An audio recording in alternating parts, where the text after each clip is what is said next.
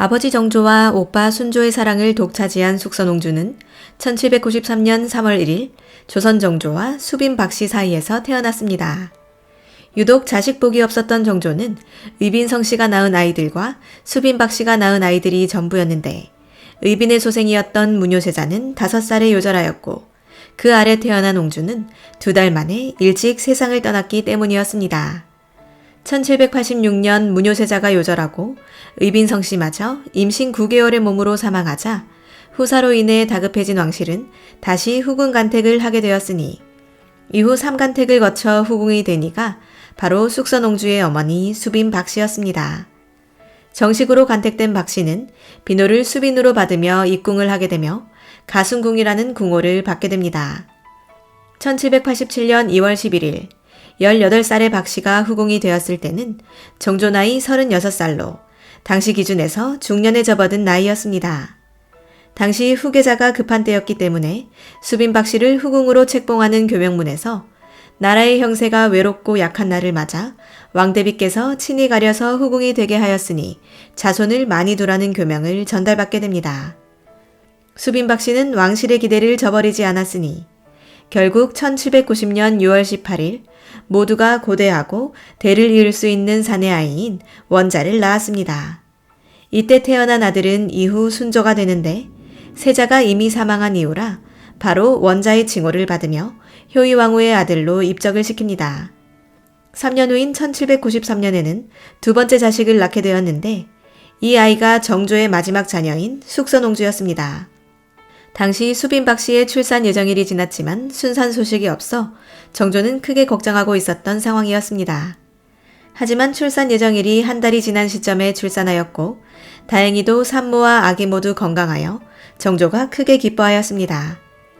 1796년 4살의 숙선옹주는 천연두에 걸렸는데 문효세자를 홍역으로 잃은 기억이 있었기에 정조의 걱정은 이만저만이 아니었습니다.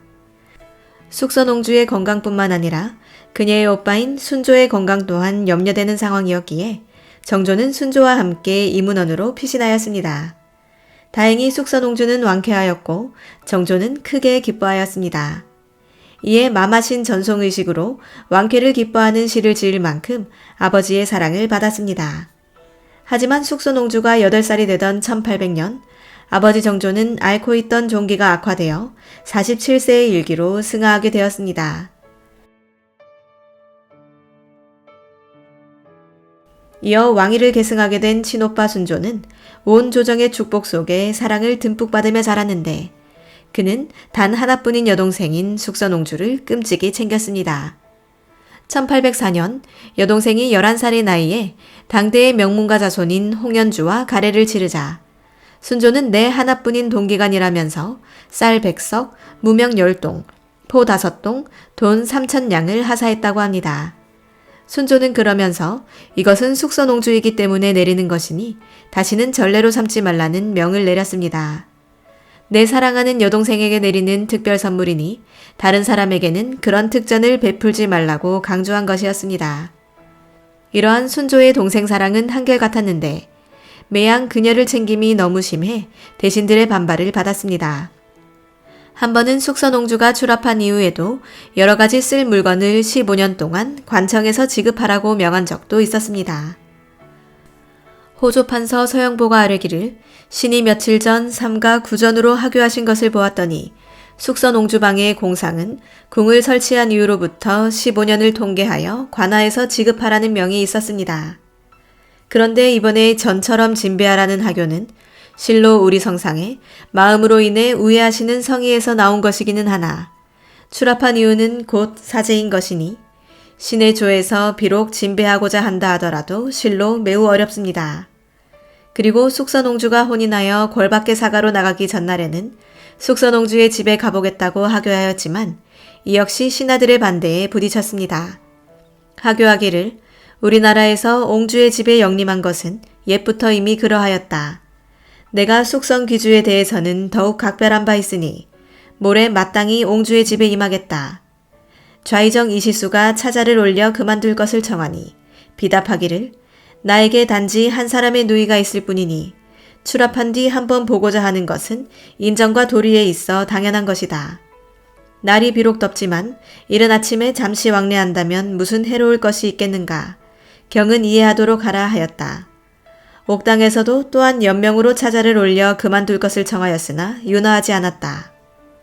이외에도 순조대학 묘지문, 명경왕비가 내린 행록 등에도 순조의 동생 사랑을 엿볼 수 있는데 순조가 숙선옹주를 다독거려 사랑하는 것이 특별히 지극하였고 그녀가 혹여 요구하는 것이 있으면 반드시 곡진이 들어주었다고 전합니다.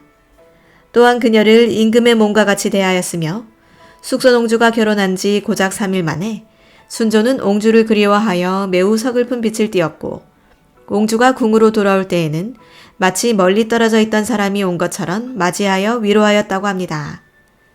숙선옹주가 출가한 후 계속 서로 만나볼 수 없는 것을 한스럽게 여겨 순조는 문안과 선물을 빠뜨리는 날이 없었으며 숙선옹주가 말하는 것은 반드시 따라주었고 요구하는 것은 반드시 들어주었다고 합니다. 그리고 숙선옹주가 순조를 방문하러 입궁한다고 하면 순조가 기뻐하며 동생의 방문을 몹시 기다렸는데 기쁜 표정이 주변 사람들이 보일 정도로 눈에 띄었다는 기록이 있을 정도로 여동생을 끔찍이 여겼다고 합니다. 또한 순조는 신하들의 만류에도 불구하고 몇 번이나 숙선옹주의 집으로 행차하기도 할 만큼 이 둘의 우애가 깊었습니다.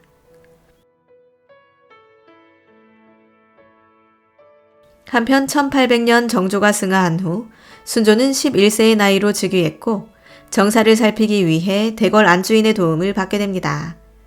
어린 임금에게는 친모 수빈과 친조모 해경궁이 있었지만 수렴천정의 권한은 피 한 방울 섞이지 않은 영조의 계비 정순왕후에게 있었습니다. 영조는 1759년 66세의 나이로 51세가 어린 15세의 정순왕후와 혼인하였는데 정순왕후는 순조 임금의 법적인 증조모였습니다. 정순왕후 김씨는 계산이 빠르고 똑똑한 여인이었는데 영조가 살아있을 때는 내당 밖의 일에 관여하지 않아 영조는 물론이고 정조 임금까지 그녀의 덕을 높게 여겼습니다. 영리한 정순왕후는 정조가 즉위하자 궁중 과부 노릇에만 충실하였는데 나이 많은 해경궁은 비록 정순왕후보다 지위가 낮았지만 비공식적으로는 왕실의 큰 어른이었습니다. 그렇게 숙여 살던 궁중 과부 정순왕후는 정조가 승하하자마자 해경궁의 명예를 까내리며 본색을 드러냈으니 해경궁의 형제를 핍박하고 이를 서러워하는 해경궁을 궁녀나부라듯이 꾸짖기도 하였습니다. 이렇게 처세술에 능한 정순왕후는 현왕 순조와 숙선옹주의 모친인 수빈 박씨에게는 각별한 모습을 보여주는데 1802년 11월 선왕 정조의 3년상이 끝남에 따라 순조의 하나뿐인 누이인 숙선옹주를 봉작하기에 이릅니다. 이는 곧 순조 모자에 대해 대왕 대비 정순왕후의 자애로움을 뽐낼 수 있는 기회였습니다. 정순왕후는 귀주는 다른 경우와는 다르다.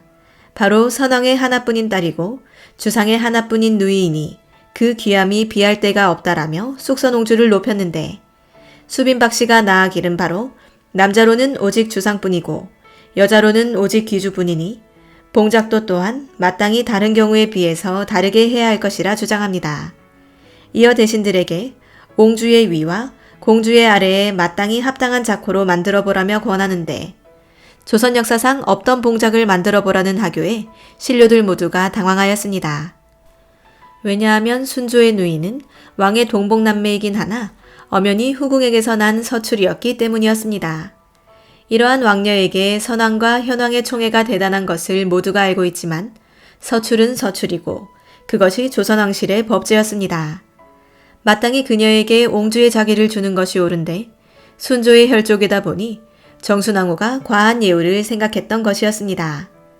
물론 어머니 수빈 박씨는 정조가 예간하여 드린 후궁이기 때문에 역대의 사친보다 높은 명분을 지니긴 하였습니다. 하지만 간태구궁에 대한 예우가 특별하더라도 그 소생까지 구별하는 전례는 일절 없었기 때문에 신하들은 정순왕후의 하교를 반대하였습니다.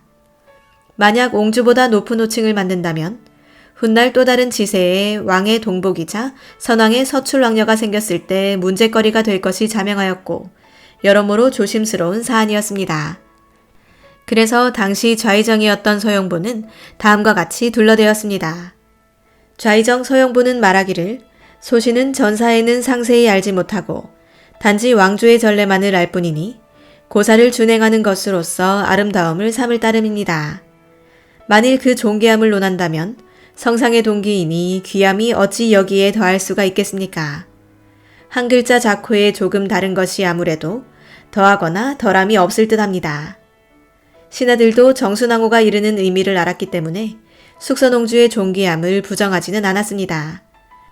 하지만 태생부터 존귀한 사람에게 한 글자를 더 붙이고 덜 붙인다고 해서 타고난 귀함이 사라지는 것은 아니니 전례대로 옹주라 하기를 주청하였던 것입니다. 이후에도 신하들은 거듭 핑계를 대며 정순왕후의 하교를 거절하였으니 결국 정순왕후는 뜻을 철회할 수밖에 없었습니다. 이로써 옹주보다 높은 자기의 추진은 실패하였고 순조의 누이는 숙선옹주가 되었습니다. 이날의 기사에서 정순왕후가 하는 말을 보면 옹주의 어미인 수빈 박씨는 옹주가 더 높은 자기를 받는 것을 애당초 만류하며 원하지 않았다고 전합니다.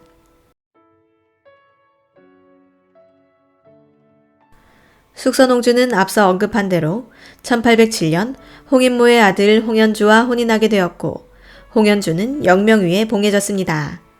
그가 부마로 간택된 이유는 홍연주의 조부인 홍낙성이 해경궁 홍씨의 육촌오빠라는 점이 크게 작용한 것으로 보입니다.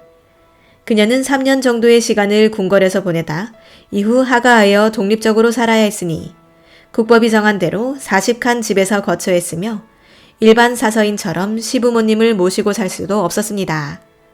그녀는 시부모와 가까이 살 수 없음을 늘 안타까워했으니 궁궐에서 내린 음식이 있거나 집에서 만든 음식이 있으면 반드시 시부모님께 먼저 드린 후에 먹었다고 합니다. 시부모 돌아가신 뒤에도 제사에 참석하지 못하자 시부모 기일에는 촛불을 밝히고 새벽까지 정주하고 있다가 제사가 끝났다는 전가를 받으면 잠자리에 들었다고 합니다. 이렇듯 시부모에 대한 공경심과 예를 갖춤에 조금도 흐트러지지 않았으며 단정하고 의젓했다고 전합니다. 또 숙선옹주는 아버지인 정조를 닮아 여러 가지 시를 남겼으니 남편인 홍연주의 문집에 수록되어 있는데 숙선옹주가 조카인 명원공주를 생각하며 지은 월야회명원이라는 시가 그중 하나로 전해지고 있습니다. 그녀는 슬하의 아들 하나를 두고 무탈한 삶을 살았는데 43살이 되던 1836년 6월 7일 세상을 떠나게 됩니다. 그녀는 어떻게 죽음을 맞이했는지는 알 수 없지만 헌종식이 대왕 대비였던 순원왕후는 당시 호상을 치를 수 있도록 하교하기도 하였습니다. 한편 숙선옹주는 당저의 유일한 금지오겹인 탓에 여러 가지 야사에도 이름을 남겼습니다. 혼인을 하였을 때 발육이 느려서 영명이 혼연주가 애가 탔다고 하는데 이로 인해 믿을 수 없는 이야기가 전해지고 있습니다. 숙선옹주는 조선시대 정조의 딸로 태어났습니다. 원래 마음씨가 곱고 똑똑했는데 불행히도 고녀였습니다. 소변 보는 데는 지장 없지만 성기가 막힌 불임 여성이었던 것입니다. 관계 자체를 할 수 없으니 아이를 낳을 수 없었고 따라서 옹주가 나이를 먹을수록 정조의 마음은 더없이 무거워졌습니다. 옹주의 나이 20세가 되자 생전 홀몸으로 늙힐 수도 없는 일인지라 정조는 좌의정 홍석주의 동생 홍연주를 불러 부마로 택하여 결혼을 시켰습니다. 이때 정조는 나이 지긋한 나인들을 붙여 시댁으로 보내고는 밤마다 옹주의 방을 지키게 했습니다. 영명이 홍연주는 당연히 옹주의 방을 찾았지만 그때마다 나인들의 제지를 받았습니다. 밤이면 몸이 아파 화동을 꾸미지 못하니 출입을 금하라. 위와 같은 왕명이 있다 하며 밤마다 못하게 하니 영명이는 어쩔 수 없이 물러나고 말았습니다. 하지만 그런 일도 하루 이틀이지 성혼 후 몇 해를 계속 그리되니 그만 부하가 치밀었습니다.